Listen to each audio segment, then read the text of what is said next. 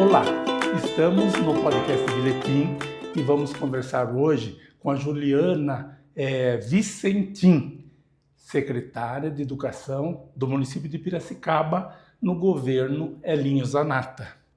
O tema central do nosso bate-papo vai ser o IDEB, que é o Índice de Desenvolvimento do Ensino Básico, da Educação Básica no país. Tá? Então, agora a Juliana vai explicar para nós o que foi feito ao longo desses 2 anos, praticamente, de trabalho, para que, dá menos de 2 anos, dá 1 ano e meio, né, de trabalho, para que o indicador do município subisse. Tá? Então, nós estamos hoje com 6,9, que é o nosso índice de desenvolvimento, tendo em vista que em 2023 o indicador apontava 6,4.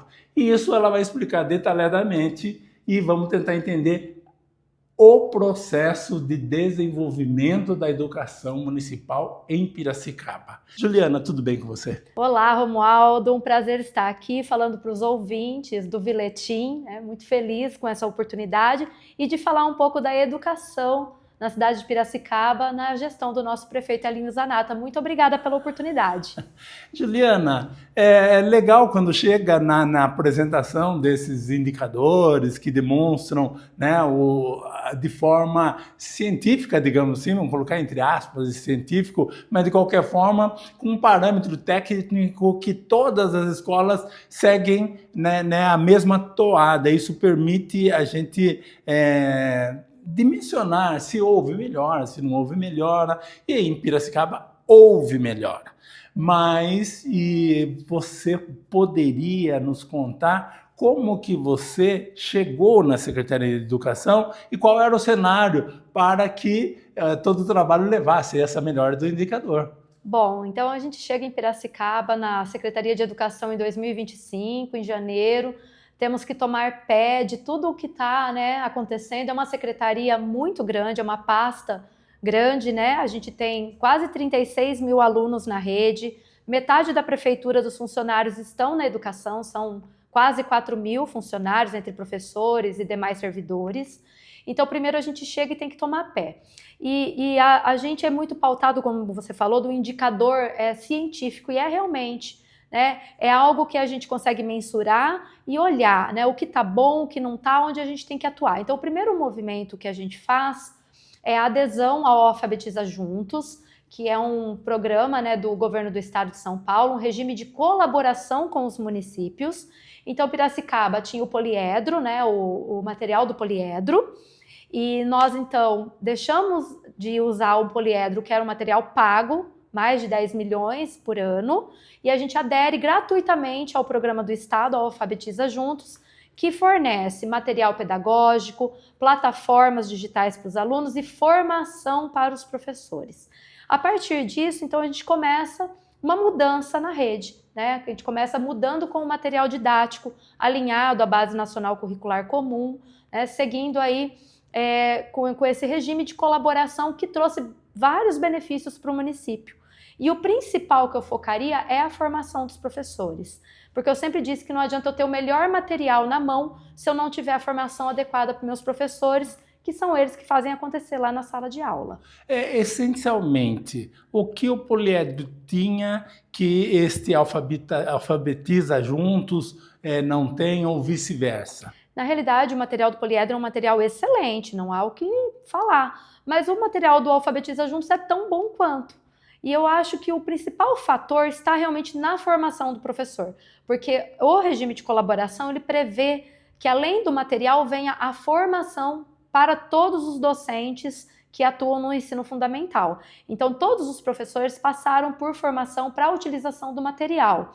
Além disso, além do material, a gente também implantou aí várias ações de recomposição de aprendizagem. O que é isso? Então, para explicar para o público, a gente pega a criança, vê lá em que pé que ela está, quais são as defasagens que ela tem, lembrando que nossos alunos passaram por pandemia, né? A gente teve um momento de pandemia, quando esses alunos que fizeram a prova no passado, entraram no primeiro ano em 2021, um ano de pandemia, e isso com certeza impacta, né, na alfabetização das crianças. Então, a recomposição das aprendizagens foi um movimento muito grande que nós fizemos na rede, voltado realmente para a gente ver onde que estava a defasagem dos alunos, onde nós tínhamos que atuar. E isso só é possível com indicadores técnicos. Então, além da formação, da mudança de material, nós investimos também em simulados para os nossos alunos, para a gente poder apurar, né, que aluno que ainda precisava de um olhar especial, que escolas estavam com mais dificuldade, e a partir daí, então, nós estabelecemos que as escolas com maior dificuldade teriam uma atenção maior, e a partir disso, desses indicadores, que são os simulados, as avaliações internas, a gente faz todo um movimento focado nessas escolas que mais precisam e nos alunos que mais precisam, porque a gente não pode deixar ninguém para trás. Esse é o nosso objetivo. Esse simulado, ele é um indicador, ele faz parte, ele integra a Alfabetiza juntos, ou é uma coisa que vocês escolheram? É uma coisa feita por nós, né? Eu tenho uma experiência como diretora de escola, né? E dentro da minha escola a gente sempre promoveu ações voltadas para o preparo dos alunos para o dia da prova. Porque o aluno fica nervoso, é um dia de prova, então eles ficam tensos, é bastante exigente, é uma prova longa. Então a gente precisa preparar essas crianças para no dia da prova, né? Não adianta depois a gente ter feito todo um trabalho bem feito de preparo e chegar no dia da prova eles estarem nervosos, não saberem como funciona. Então essa foi uma ação que eu trouxe de práticas minha como gestora e também junto com a minha equipe. Eu tenho uma equipe pedagógica na Secretaria de Educação, que é uma equipe maravilhosa, é muito dedicada. Então a gente focou em preparar as escolas. Fizemos um dia D das avaliações externas, onde as escolas pararam para analisar os seus resultados, para trazer para a comunidade escolar a importância das provas, tanto do SARESP quanto do SAEB, que é o que dá o indicador do IDEB. E assim a gente foi movimentando as equipes para a importância dessa prova, que a gente precisaria estar preparando nossos alunos e as nossas escolas para esse dia tão importante. Ou você observou esse trabalho de formação de professores? Quando você chegou, havia como se diz, uma predisposição dos professores de ajudar a nova direção, ou havia algum movimento isolado de oposição, digamos assim, algum movimento político que pudesse comprometer o trabalho? Unânime ninguém é. Nem Jesus foi, quem dirá nós, réis mortais. Unânime ninguém é. Tem sim pessoas que estranharam a chegada de uma gestão nova, de uma secretária que ninguém conhecia. Então, sim, tudo que muda, né, a mudança causa desacomodação. Tem também movimentos isolados de oposição, e eu acho a oposição ela muito salutar. Quando ela vem realmente para trazer para a gente reflexão, né, sobre outros pontos de vista, mas ela tem que ser realmente pautada em fatos e não em fakes. Eu acho que isso é muito importante. E a gente foi mostrando para que viemos. O Elinho, ele confiou a Secretaria de Educação a mim, que sou técnica, né? Eu não vim como uma indicação política. Eu era uma diretora de escola com uma experiência... Que escola? Da Escola Melo Moraes, uma escola estadual, onde eu fiquei 16 anos na gestão da escola. Eu fui coordenadora, vice-diretora e diretora da escola. Então, essa minha experiência como gestora foi o que fez o Elinho me trazer. Sou muito grata ao nosso prefeito por essa oportunidade única na vida de uma professora, que é o que eu sou professora. Eu estou secretária, mas eu sou professora. E eu poder trazer essa minha experiência, eu acho que hoje a rede me acolheu, eu me sinto muito acolhida pelas equipes escolares, pelos professores, pelas diretoras e diretores, e porque eles entenderam que eles tinham junto deles alguém que veio do mesmo lugar que eles, que é a escola. E isso faz muita diferença. E eu sempre tive o meu pé muito fincado no pedagógico. Administrar é muito importante. Então, saber fazer uma licitação, prestar contas, é muito importante.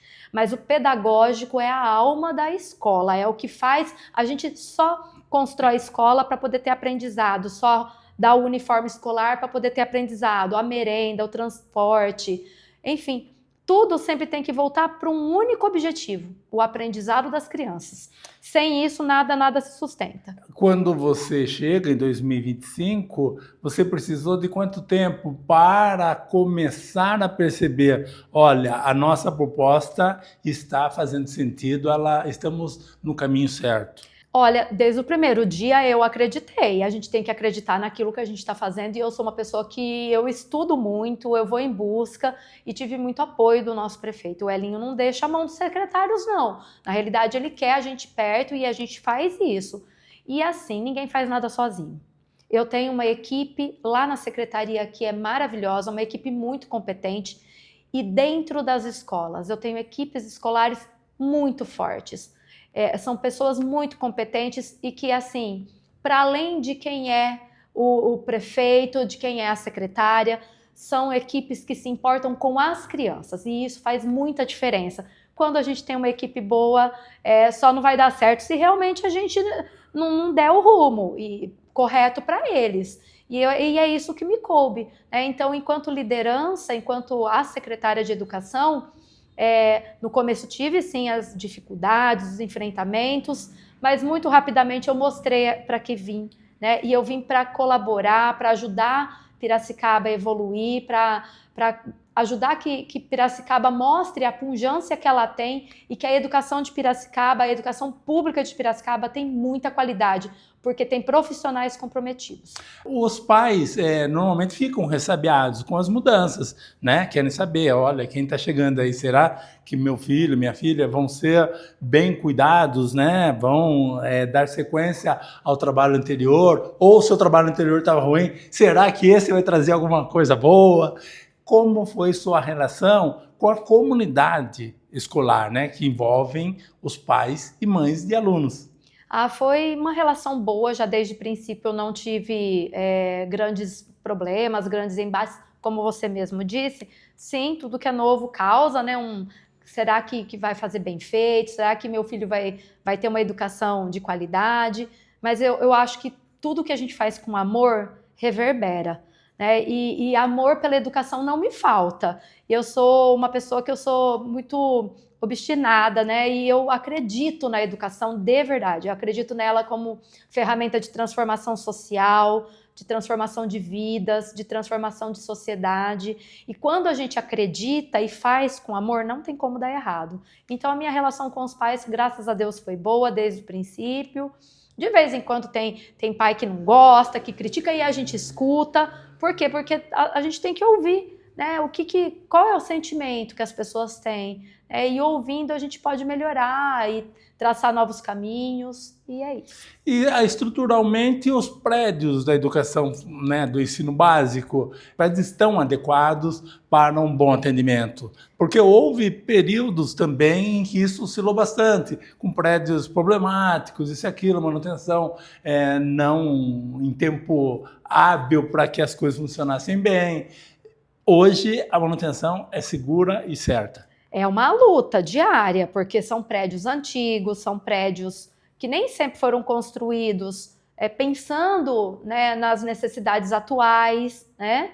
Então é muito desafiador, mas como eu digo, sozinho a gente não faz nada e com equipe a gente caminha muito.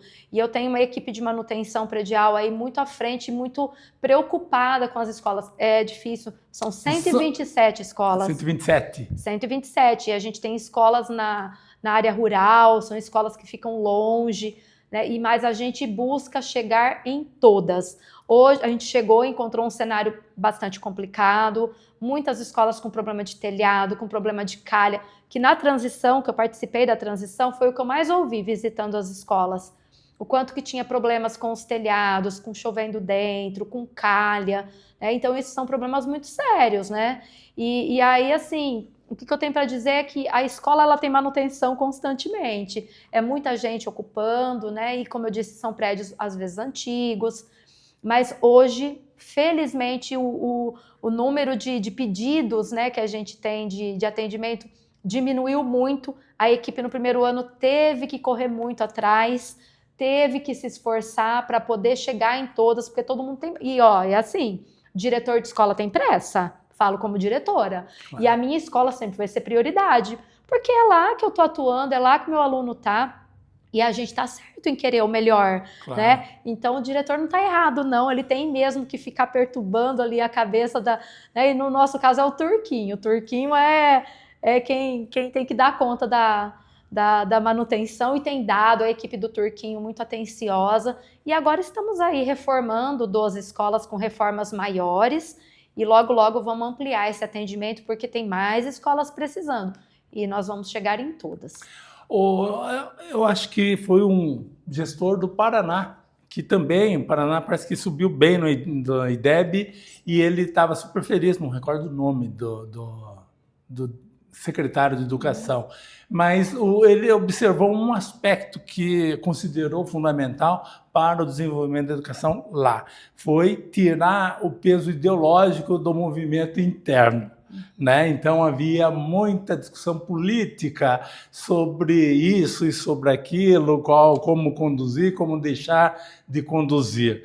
E ele determinou, olha, a partir de agora nós vamos falar sobre resultados. Então ele até sublinhou a palavra resultado. Nós queremos saber se funciona. E funcionar é quando eu faço a medição e demonstro categoricamente que funcionou. Então, cessaram, ou pelo menos reduziram, muitas discussões políticas. E essa ideia de que matemática precisa ser ensinada, geografia precisa ser ensinada, português precisa ser ensinado. Não se pode perder de vista que são disciplinas fundamentais para o aluno se desenvolver na sua vida.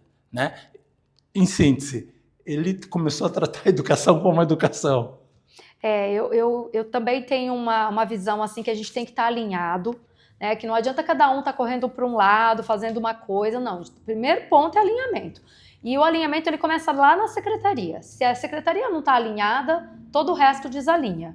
E segundo ponto, a gente alinhar com todos os gestores das escolas, porque é lá que tudo acontece. Não é dentro do gabinete que a coisa acontece no chão da sala de aula. Lá dentro da escola que a coisa acontece de fato.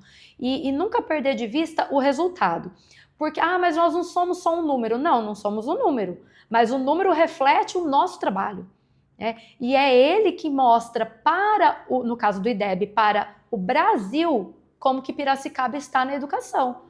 E o governo repassa verba para o município também pautado nos resultados do IDEB. E como diz o meu prefeito, sem dinheiro nada se sustenta, e é verdade. Eu posso ter o melhor projeto, a melhor ideia, a melhor vontade, mas se eu não tiver dinheiro para executar, eu não consigo. Então é muito importante e eu acho que essa cultura, eu sempre digo que cultura se muda com postura. A gente não muda a cultura do dia para a noite, mas a gente tem que ter postura de mudança e trazer todo mundo para junto, né? E que foi esse o movimento que eu busquei fazer junto às diretoras e diretores das escolas. E aí falando bem especificamente do ensino fundamental, que é o ciclo que é avaliado, né? Que é o ensino fundamental, no nosso caso, anos iniciais, trazer esses diretores para todo mundo na mesma página. Então, vamos lá? Então, é o que todos nós temos que fazer. Então, escolas que estavam com indicador muito baixo, você vê subir 1 ponto, 1,2. Só quem está na escola sabe o quanto é difícil você fazer crescer 0,1. Imagina crescer 1 ponto, 1,2. É bonito de ver. E isso foi do movimento de todos. Então, trazer todo mundo para entender o propósito. Então, qual é o nosso objetivo? É que a criança aprenda. Porque a criança que aprender na idade certa, ela pode lá no futuro ser quem ela quiser. Ser quem ela quiser. Então, uma boa formação, uma boa base vai fazer com que esse aluno consiga se desenvolver depois nos anos finais, no ensino médio. Se ele quiser fazer uma faculdade, um curso técnico, um tecnólogo, enfim. Mas é mostrar para eles que a educação é o que realmente vai propiciar essa transformação de vida. Eu acho que na China, não tenho bem certeza, mas eu acredito que seja na China mesmo. Eu li uma matéria a respeito do ensino fundamental também e de como as escolas acabavam alcançando uma certa uniformidade nos resultados. Mas isso no final, né? Porque no processo eles percebiam que uma escola se despontava demais, se tinha um indicador lá em cima, enquanto outras, o indicador lá embaixo. Aí ele pegava o coordenador dessa escola e trocava com outra, e invertia os polos, e colocava o coordenador do alto índice na escola de baixo índice. E aí equilibrava aquela outra escola. E esse daqui aprendia do lado de cá. E assim, equilibrando os coordenadores e a formação deles, a mentalidade deles, eles acabavam equilibrando toda a estrutura educacional do país. É bacana, porque assim, eu falo que a escola que... Primeiro que não é competição, eu acho que isso é muito importante, né? A gente não quer competição.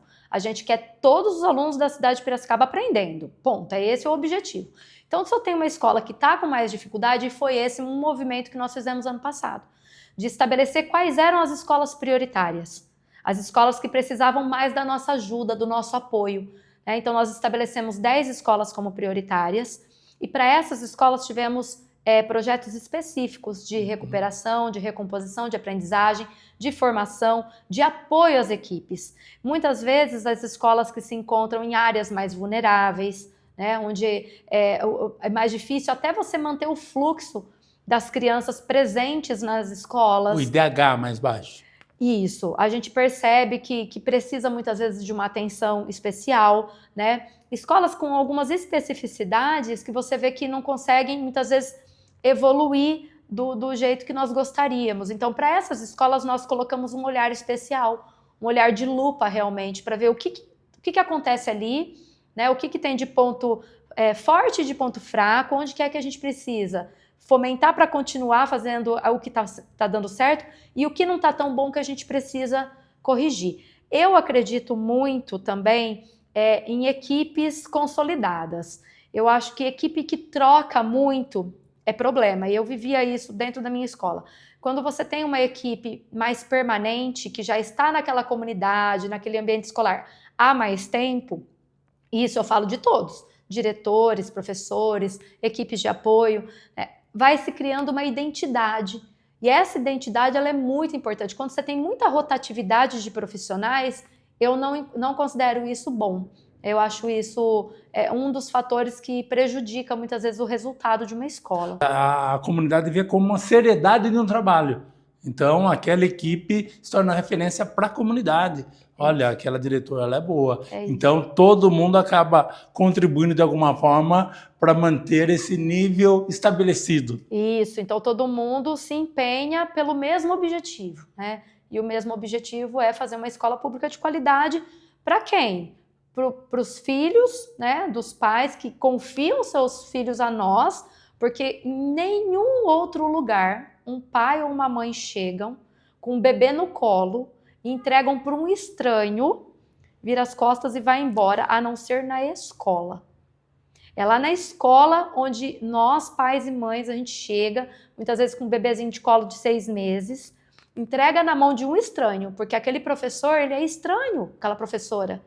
Até você conhecer, mas você entrega, vira as costas e vai embora tranquilo. Olha como que isso é incrível. Eu acho que essa é uma mensagem importante também, de valorização, né? Quem são essas pessoas que estão lá dentro da escola? E que os pais e mães tenham essa confiança nas equipes que estão lá, porque são equipes muito amorosas, equipes muito responsáveis. Claro que temos problema, como em qualquer lugar, né? Infelizmente, a gente... somos seres humanos, a gente também falha, né? Em nenhum outro lugar no mundo um pai e uma mãe deixa seu filho vira as costas e vai embora que não seja na escola, né? A escola é o lugar onde a gente entrega a nossa joia mais rara, que é o nosso filho, nossa filha, entrega para a equipe que está ali, vira as costas e vai embora trabalhar, ciente de que lá ele está sendo bem atendido, bem cuidado. Em nenhum outro lugar isso acontece. Então, isso mostra a importância do professor, da professora, do diretor, dos auxiliares de ação educativa, dos merendeiros, das merendeiras, escriturários, secretários, enfim, do pessoal da limpeza, que é terceirizado, mas que está lá e que também está cuidando do ambiente, está adequado para atender nossas crianças. Houve um período em que havia, inclusive, conflitos eu não diria, mas uma concorrência entre escola pública e privada. né? Os pais tinham, classe média principalmente, um receio danado de deixar seus filhos na escola pública, por questões socioeconômicas, por receio de que ali o filho não ia ter o tratamento que teria numa escola privada particular. Você chegou a perceber esses movimentos dessa natureza? Como você entende hoje essa relação? Olha, é assim, eu acho que pai e mãe sempre quer o melhor para o filho, né? E a gente, enquanto pai e mãe, muitas vezes a gente acredita em algumas, né, em algumas coisas, como por exemplo, que o particular é melhor que o público. E eu posso te dizer que não é bem assim. As escolas particulares, temos escolas excelentes, né? É inegável. E o pai e a mãe que acha que é melhor deixar um filho no colégio particular, porque acredita mais naquela filosofia, naquela forma de ensinar, tá tudo bem, né? Mas eu entendo que a escola pública, ela é muito acolhedora. E eu já encontrei pais e mães que tinham filhos em escola particular, e aí eu não estou aqui dizendo, né, que a escola particular não faz sua parte, não é isso. Mas que trouxe o filho, e eu vejo esse movimento muito com crianças com deficiência, que trouxe o filho para a escola pública porque entende que a escola pública acaba tendo mais recursos de atendimento, né? Porque, claro, a escola particular ela tem suas limitações financeiras na cobrança da matrícula. E na escola pública a gente atende todos, né? Da melhor forma possível e de forma inclusiva, né?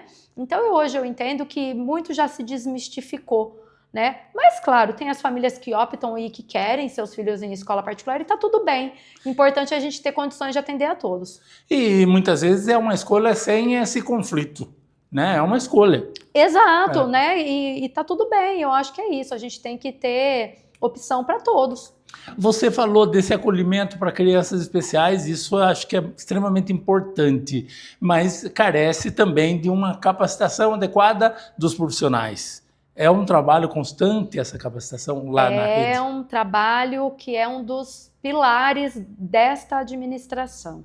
Eu cheguei em 2025 com uma missão, porque hoje nós temos mais de 2.000 crianças na rede municipal com deficiência, sejam transtornos ou deficiências, né? Essas crianças têm necessidades especiais que têm que ser atendidas, é a lei que diz, mas mais do que a lei dizer, a gente tem que, enquanto pessoa, entender a necessidade de cada uma dessas crianças e tentar atender no melhor possível. Para quê? Para dar autonomia, para que essas crianças possam se desenvolver, né? E que tenham seus direitos, seus direitos respeitados, né? Que a gente possa diminuir as barreiras para o crescimento e para a inclusão de fato.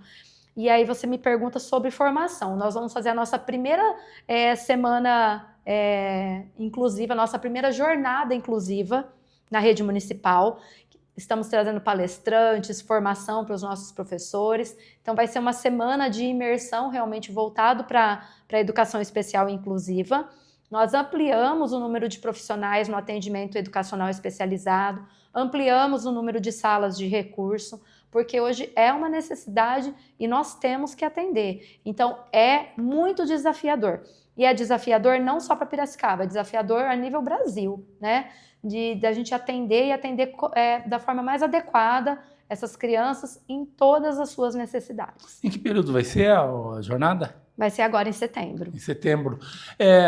Outro aspecto dessa relação com crianças especiais é o ambiente especial, né? Porque muitas vezes você precisa ter não só uma metodologia específica, mas também infraestrutura para brincar com essas crianças. É outro tipo de brincar, outra forma de brincar, digamos assim. É, né? Isso.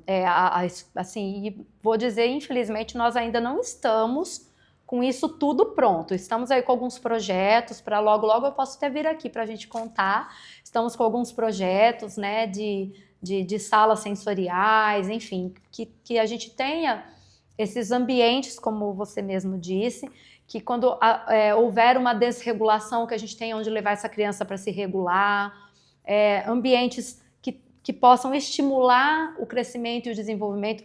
Nós ainda estamos engatinhando, mas a rede de Piracicaba já fez e fez muito pela educação especial. Nós temos o NUMAP, que é o nosso núcleo, que assim, eu falo que é referência né, eu vejo a atuação desses profissionais, né, que estão no NUMAP. O que quer dizer NUMAP? É o Núcleo Municipal de Atendimento Educacional Especializado. Ok. Né? E a gente tem, então, esse olhar, esse núcleo que é focado, né, em formar os professores. Temos uma equipe de atendimento educacional especializado que a gente mais do que dobrou o número desses profissionais. Então, eu entendo que a gente está buscando, a gente licitou cuidadores para as escolas, estamos chegando no número já de 500 cuidadores dentro das escolas para atender as crianças da educação especial que precisam de um acompanhamento de um profissional, né? Além disso, tem professores também que atendem a criança como auxiliar, né, ali no dia a dia, como um profissional de apoio. Então, a gente tem investido muito, mas ainda temos muito a caminhar, né? Eu não me isento não de dizer isso, a gente tem muito a caminhar, mas nós sempre temos isso na nossa linha, na nossa direção. Existe um caminho a seguir e vocês estão seguindo dentro de um planejamento. Exato, né? E temos aí, então, um desafio, que é realmente atender todas as necessidades dessas crianças, termos ambientes preparados, profissionais qualificados, tecnologia assistiva, materiais adaptados e formação, muita formação para nossas equipes, porque nós precisamos aprender a lidar com toda essa diversidade que tem dentro da escola. O orçamento da educação está hoje em torno de quantos milhões? A educação em torno de 640 milhões, é o maior orçamento, né? Desses 640, a gente é em torno de 240, 280 milhões que o Fundeb repassa. Então, não é um valor que é repassado pelo governo federal que supre todas as nossas demandas. Na realidade, não paga paga acho que 30% da nossa folha de pagamento. Né? Governo federal. Isso. Temos os repasses do governo estadual também. E lembrando que 25% de impostos arrecadados no município tem que ser repassados para a educação. Isso é obrigação legal e fiscal. E a gente cumpre com os nossos 25% aí todo ano. Pelos seus cálculos, esses 640 milhões, ele precisaria subir muito para atender toda essa demanda, né? Gestor sempre quer que o dinheiro suba.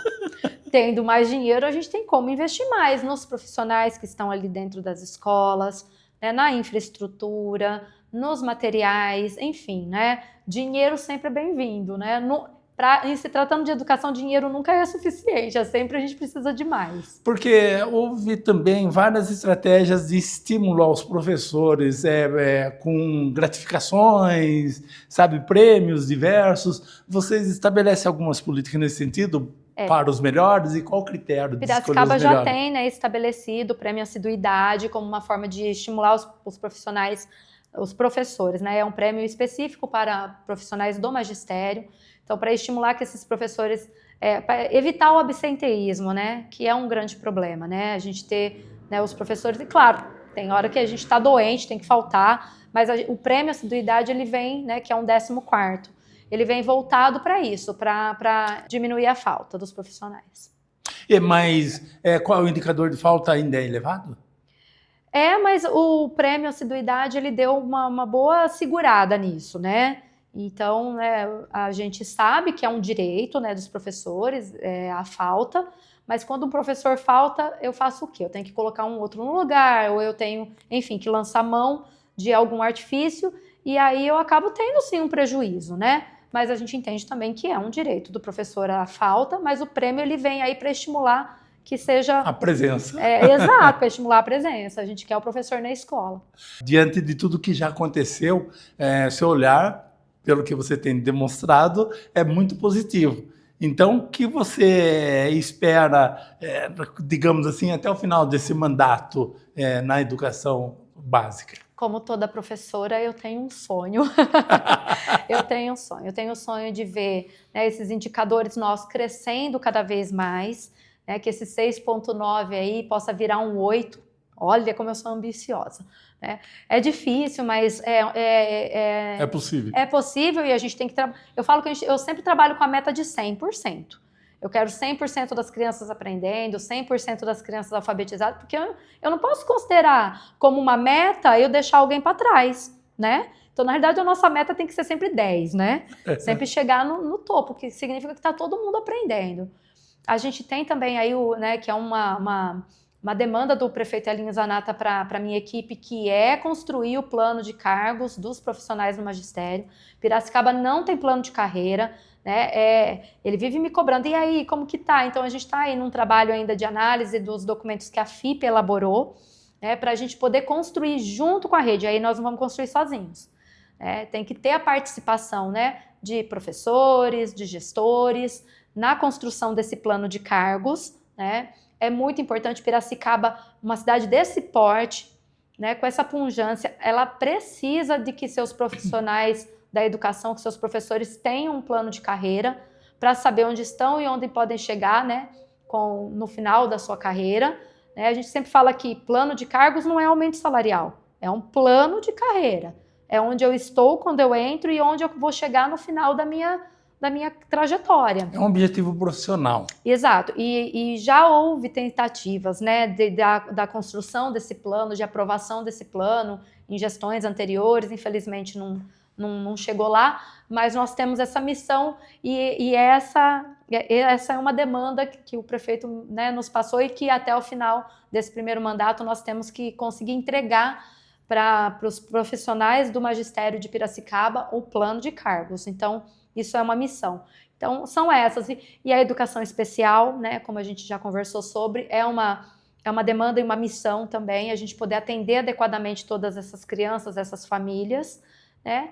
Entre os sonhos possíveis estão aí alguns.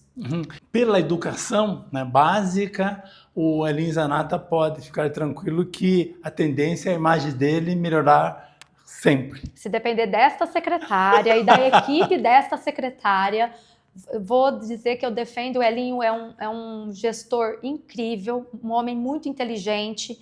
Quando você chega com um problema e às vezes até com uma solução, ele te apresenta outras tantas. Ele tem uma visão muito positiva sobre Piracicaba e sobre a educação. O que eu tenho para dizer para ele é, primeiro, né, agradecer a confiança do nosso prefeito, vou dizer, em mim, né? Uma pessoa que ele não conhecia, que ele só, né, foi ouvindo indicações, me confiou a pasta. Quero entregar para o nosso prefeito tudo aquilo que ele me pede, né? Então, ele me pede muitas coisas que eu tenho que dar conta. Sou uma pessoa que realmente dedicada à educação, e ele pode esperar que, se depender da Secretaria de Educação, Elinho Zanata vai ter a melhor gestão da educação, vai ser o melhor prefeito para a educação. Esse é um compromisso da nossa pasta. Você teria alguma coisa adicional para completar a nossa conversa que deixamos de lado? Na realidade, não é que deixamos de lado, mas só para completar, dizer, né, para as famílias, para os nossos profissionais da educação que confiem nessa gestão, que é uma gestão que realmente está pensando em Piracicaba, mas pensando Piracicaba não só para amanhã, pensando em Piracicaba para os próximos 10 anos, que essa cidade se consolide como uma grande cidade que ela é, né, como uma cidade metropolitana que ela tenha realmente a força que Piracicaba e o potencial, que a gente possa explorar esse potencial todo. E na educação, que nunca esqueçam que o nosso objetivo principal, primordial, sempre vai ser dar condições para que as nossas crianças aprendam e realmente tenham condições de seguir com os seus estudos com uma base forte e sólida, que as famílias confiem nas equipes escolares, porque nós temos professores, profissionais da educação muito capacitados dentro das nossas escolas e que são, de fato, muito empenhados em fazer a educação pública de qualidade de Piracicaba brilhar. E nós vamos brilhar muito ainda. Então, nós encerramos aqui esse bate-papo bastante interessante e intenso com a Juliana Vicentim,